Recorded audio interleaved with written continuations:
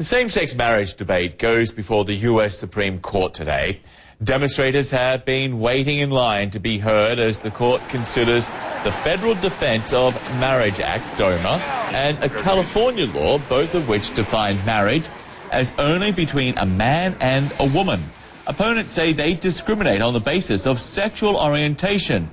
It could be late June before the court actually makes a decision.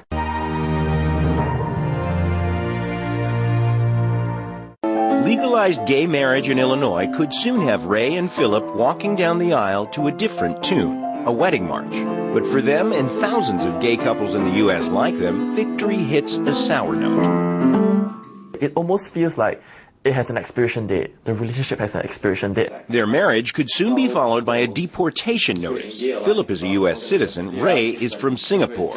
Illinois might soon recognize same-sex marriage, but the U.S. government does not, and it refuses to extend citizenship to gay spouses. I couldn't sponsor him for a green card like heterosexual couples could, so we may have to move somewhere else. We're not any different than anyone else, right? So justice is about for all people who are equal in the eyes of God and of their fellow humans, that they should have the same rights as everyone else. That makes for a muted celebration for gay rights advocates who've seen the signs of public opinion shifting their way, with one state after another blessing their unions.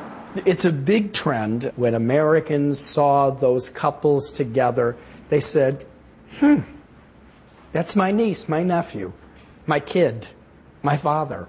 And it was something that resonated in general public's heart. And I think that was the huge factor in why we are where we are today. 9 states now allow same-sex marriage, along with Washington, D.C. 38 others ban it, either by law or constitutional amendment. Defenders of Prop 8 say it's intended to protect the traditional notion of families. The institution of marriage and marriage laws are designed to attach mothers and fathers to each other and to the children that they may create and raise in the best environment. The other case presents a challenge to DOMA, the Defense of Marriage Act, passed by Congress 17 years ago. It blocks federal recognition of same-sex couples in states where they are allowed to marry, denying them about 1,000 federal benefits that other married couples get. It's being challenged by 83-year-old Edie Windsor of New York. When her spouse, Thea Spire, died and left her the estate, she got a tax bill for $363,000. If the federal government had recognized the marriage, it would have been zero. Zero. After first supporting DOMA, President Obama now says it's unconstitutional. The basic principle that America is founded on, the idea that we're all created equal, applies to everybody, regardless of sexual orientation. House Republicans are now defending DOMA in court. The administration doesn't get to decide what's constitutional. The Supreme Court does. And our financing of a lawsuit was to make sure that the proper forum was used to make sure that we know what's constitutional and what isn't. According to one opinion poll, 58% of Americans now support gay marriage, a direct reversal from just 7 years ago, when that exact number opposed it. I support marriage for lesbian and gay couples. And politicians have been scrambling to catch up, many saying their positions on the issue have evolved. Even some Republicans have switched sides. President Obama wants the court to strike down the same-sex marriage ban. And on Wednesday, the justices will consider a federal law that defines marriage as the union of a man and a woman and prevents same-sex couples married legally in their state from claiming federal spouse benefits. Former President Bill Clinton, who signed the law, now wants it overturned. The justices are expected to issue their rulings in June. I've actually always wanted to go to oral arguments and sort of see our judicial process in action. But this one, as a gay man, this could be one of the most impactful decisions that the Supreme Court ever makes in my lifetime, on my life. So for me, it was really a no-brainer to come down here.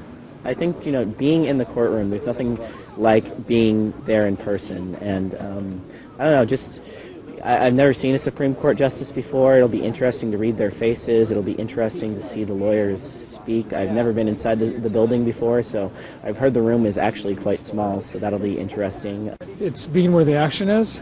It's also supporting those who have brought the cases and who are arguing the cases, and other generations that come after us. For me, the issue is really important to me. Marriage is a really big deal. It's the foundation of our society, so just wanted to come and really just see what's going to happen and pray and just hope that they rule in favor of marriage. There's no visual kind of aid, so to speak, for the Supreme Court hearings. And so to be able to go in and hear not only the attorneys give their arguments and see their body language and so forth, but to see how the justices react to certain arguments that they make or their response to certain questions is really, really important to me, and a really rare opportunity to be able to see them respond to something that means a lot to me. So.